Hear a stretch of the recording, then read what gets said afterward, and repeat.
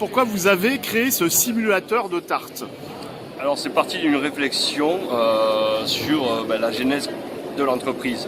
Depuis toujours, on a eu un savoir-faire artisanal, un outil industriel et une façon de créer, d'amener un service à nos clients, toujours sur le développement produit. Et pour illustrer ce savoir-faire en termes de créativité, on a profité de du lancement de notre nouveau site pour créer un outil numérique qui va permettre à nos clients et prospects de venir travailler, créer leurs propres desserts et être très proactifs sur la conception de leurs futurs desserts à leur carte. Alors c'est un peu plus simple, on va sur notre site internet, donc pâtisseriefabier.fr. Ici on retrouve notre page d'accueil avec les différentes rubriques. Et quand on descend, on a notre catalogue produit. Et ici on a téléchargé le catalogue, mais créer votre propre dessert.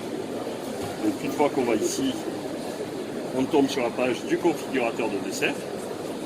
On explique un petit peu le pourquoi du comment. Et de suite, on se retrouve sur la première partie qui est la base.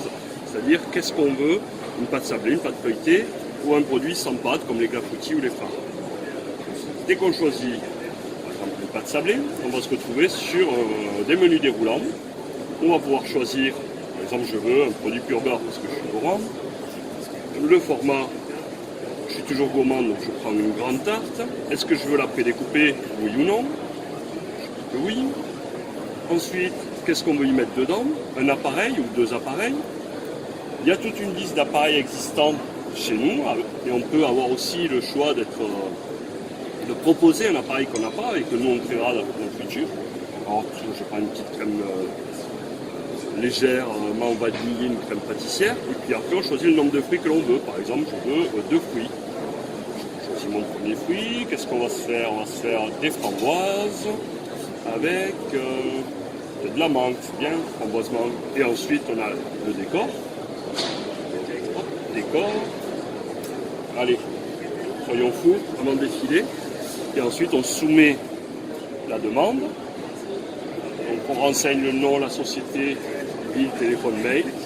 On envoie et je reçois instantanément la demande. Celui qui a rentré l'information reçoit en retour un mail lui expliquant voilà, vous avez fait une demande, on vous remercie, voici ce que vous avez demandé. Et à partir de là, la relation commerciale s'établit pour développer le projet rapidement.